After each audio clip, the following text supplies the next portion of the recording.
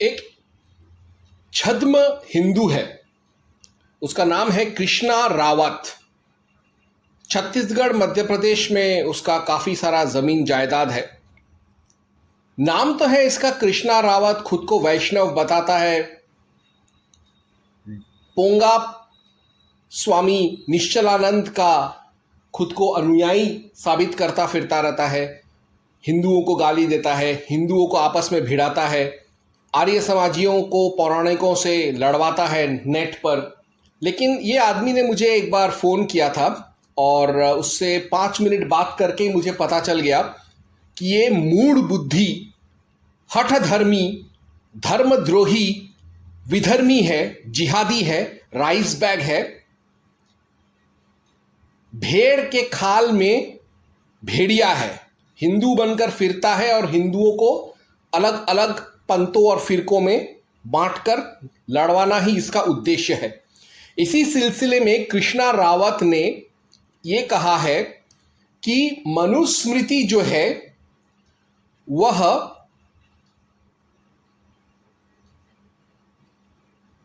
अथर्ववेद के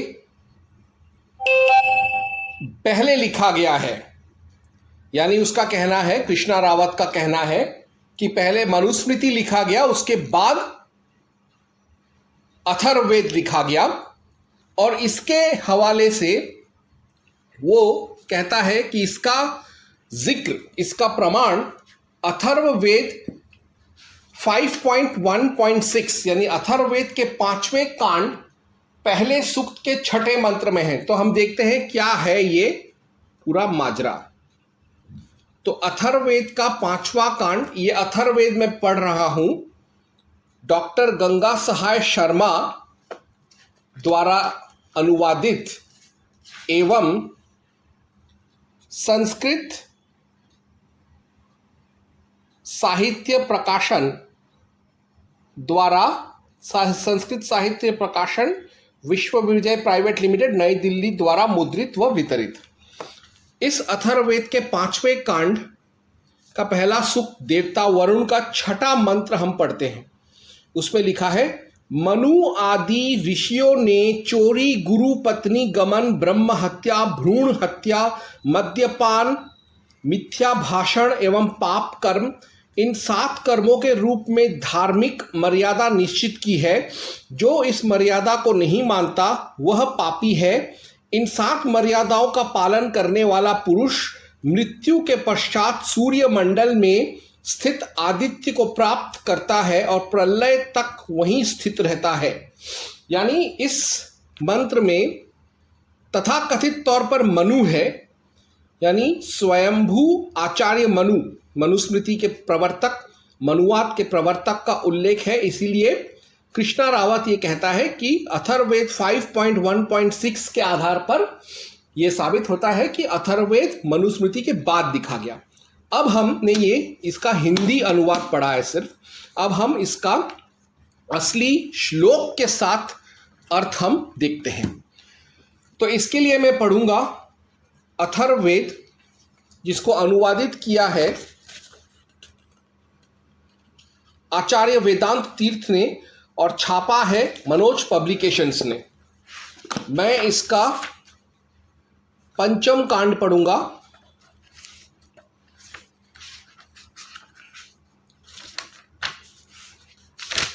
अथर्ववेद 5म कांड, पहला सूक्त, 6ठा मंत्र। 6ठा मंत्र ऐसा है, सप्त मर्यादा कवयस्ततक्षु स्तासामी दे काम भ्यंहुरो गाथ आयोर्ह स्कंभ उपमस्य नीडे पथांग विसर्गे धरुणेशु तस्थौ। श्रेष्ठ ऋषियों ने मनुष्यों के निमित्ती निषेध रूप में जो 7 मर्यादाएं सुनिश्चित की हैं, उनमें से किसी एक का उल्लंघन होने पर वे दुष्ट हो जाते हैं, किंतु मर्यादाओं का पालन करने पर वे उत्तम स्थानों पर अवस्थित होते हैं। यानी जो मूल जो मंत्र है अथर्ववेद 5.1.6 के संस्कृत मंत्र में कहीं भी मनु का जिक्र नहीं है, मनु का उल्लेख नहीं है। उसमें सिर्फ ऋषि, कवि या सप्त ऋषि का सप्त ऋषियों का उल्लेख है, इसमें मनु का उल्लेख नहीं है।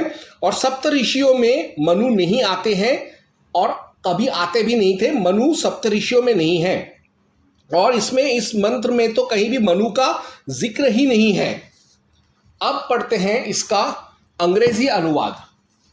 अंग्रेजी अनुवाद जो है अथर्ववेद संहिता, सर डब्ल्यू.डी. व्हिटनी जिन्होंने भास्कर सायण भाष्य के आधार पर लिखा है और इसको हमारे युग में वापस से संकलन और रिवीजन या अनुवादित किया है श्री के.एल. जोशी ने और इसके छापने वाले हैं परिमल पब्लिकेशंस। तो अब हम पढ़ेंगे ऋग्वेद 5.1.6। ऋग्वेद 5.1 अमृता सूक्त 6 सप्त मर्यादा कवयस्ततश्चु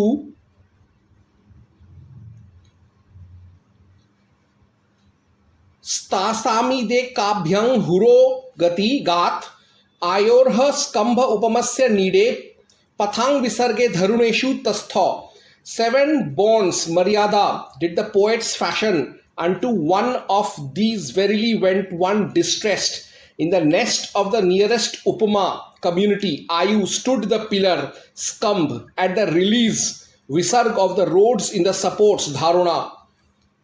डॉक्टर एच विल्सन लिखते हैं the verse is a Rigveda 1 from a mystic and obscure hymn.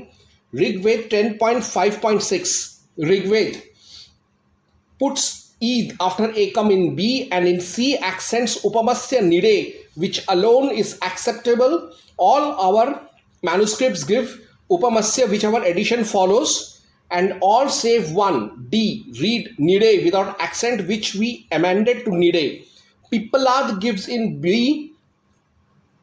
irasam anekam and omits probably by an oversight the second half words. The life of mankind is compared to a racetrack on which the gods have marked many 7 stations. Each generation yug reaches only one such goal, getting as far as the place where the next begins.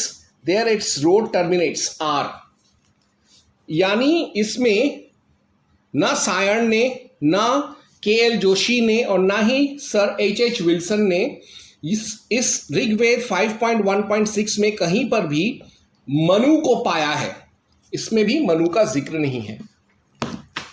अब हम पढ़ते हैं आर्य समाज का अथर्ववेद भाष्य। इसके अनुवादक हैं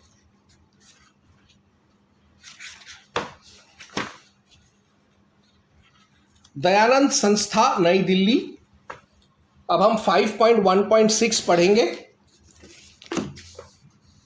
5.1.6 ऐसा है सप्त मर्यादा कुवयस्ततु स्वशाभिषेप कामशगस्त आयोहं स्कंभ उपमस्य नीडे पथांग विसर्गेन धरुणेषु तस्थौ। पदार्थ कवयः ऋषि लोगों ने सप्त 7 मर्यादाएं कुमर्यादाएं ततशु ठहराई हैं। शतशाम उनमें से एकाम एक पर इत भी अभिगत चलता हुआ पुरुष शंकर पापवान होता है। याकी यायो मार्ग सुमार्ग का स्कंभ वामने वाला पुरुष हो पथाम उस मयो कृषाणु के हिते त्यागे पर उपमनस्य समीपवर्ती वा सब के निर्माता परमेश्वर के निड़े धाम के भीतर धारणेशु धारण सामर्थ्यों में तस्थौ स्थित हुआ है। यानी इस मंत्र में कहीं पर भी यानी अथर्ववेद 5.1.6 में कहीं पर भी मनु का उल्लेख नहीं है। ना स्वयंभू मनु आचार्य का, ना विवस्वान मनु का। तो फिर कृष्णा रावत ने और गंगा सहाय ने अपने इस किताब में क्यों कहा कि 5.1.6 में मनु का उल्लेख है। दरअसल गंगा सहाय ने जो अपने मंत्र में मनु शब्द का उन्होंने तर्जुमा किया है, अनुवाद किया है, वो सिर्फ मंत्र का अर्थ समझाने के लिए उन्होंने मनु आदि ऋषियों का नाम उल्लेख दिया है, पाठक गण को मंत्र का मर्म, मंत्र का अर्थ समझाने के लिए। लेकिन ये गवर्गंड कृष्ण रावत ने इस अर्थ को, इस मंत्र के सरल करने के लिए किया गया अनुवाद को ही मंत्र का असली अनुवाद मान बैठा और उसने इंटरनेट पे डाल दिया कि अथर्ववेद 5.1.6 में मनु का जिक्र है, मनुस्मृति का जिक्र है, अर्थात मनुस्मृति के बाद अथर्ववेद लिखा गया। ये कृष्णा रावत का चुतियापंथी है। अब हम दूसरे भाग में देखेंगे कि कैसे अथर्ववेद मनुस्मृति से पहले से ही विद्यमान था। उसका भी हम प्रमाण मनुस्मृति में से ही देखेंगे। ओम हनुमंताय नमः। अब हम देखेंगे मनुस्मृति में ही अथर्ववेद का उल्लेख है। अगर अथर्ववेद मनुस्मृति के बाद लिखा गया होता तो मनुस्मृति में नॉन एग्जिस्टेंट अथर्ववेद का जिक्र होना नहीं चाहिए था, मगर मनुस्मृति में ही अथर्ववेद का उल्लेख है। इसी से प्रमाणित है कि पहले अथर्ववेद आया फिर मनुस्मृति आया, ना कि मनुस्मृति के बाद अथर्ववेद लिखा गया। इसके लिए हम पढ़ेंगे, मनुस्मृति है ये ओरिजिनल मनुस्मृति, जिसका टीकाकार है पंडित रामेश्वर भट्ट और इसके वितरक है चौखंबा संस्कृत प्रतिष्ठान दिल्ली। तो अब हम अथर्ववेद का माफ कीजिएगा, मनुस्मृति का अध्याय 11 मैंने 11.31 to 33 पढ़ेंगे। मंत्र ऐसा है, न ब्राह्मणो वेदयेत किंचिद्राजनी धर्मवित् स्ववीर्येणैव तांच्छिष्यान्मान वान पकारिणः स्ववीर्याद्राजवीर्याश्च स्ववीर्य बलवत्तरम तस्मान्तस्वेनैव वीर्येण निग्रहणीयाद्रि इन्द्विजः श्रुतिरथर्वाङ्गिरसो कुर्यादातिथ्य विचारयन् वाक्शस्त्रं वै ब्राह्मणस्य तेन हन्यादरिन्द्रिध्वजः। अर्थात अपनी सामर्थ्य और राजा की सामर्थ्य, इन दोनों में अपनी सामर्थ्य बलवती होती है, इसलिए ब्राह्मण अपनी सामर्थ्य से ही शत्रुओं को दंड दे। तदस्त्रं सर्ववर्णां नाम वीर्ये च शक्तितः तपोवीर्य प्रमावेण अबंधन्यापि बाधते।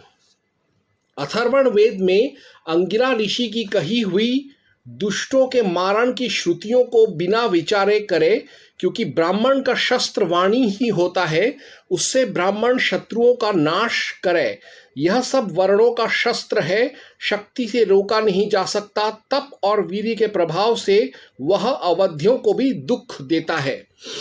अर्थात मनुस्मृति में ही अथर्ववेद का उल्लेख है, अथर्ववेद और अंगिरास वेद का उल्लेख है, और इसी से प्रमाणित है कि मनुस्मृति के बहुत पहले अथर्ववेद मौजूद था। अथर्ववेद पहले लिखा गया, फिर बाद में मनुस्मृति लिखा गया, और यही कटु सत्य है। और अगर हम इसका अंग्रेजी अनुवाद इस मंत्र का पढ़ें तो उसका कुछ ऐसे होगा। Manu 11.31 to 33, a Brahman who knows the law need not bring any offense to the notice of the king. By his own power alone he can punish those men who injure him.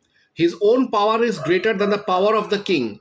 The Brahman therefore may punish his foes by his own power alone. Let him use without hesitations the sacred texts revealed by Atharvan and by the Angiras. Speech indeed is the weapon of the Brahman. With that he may slay his enemies.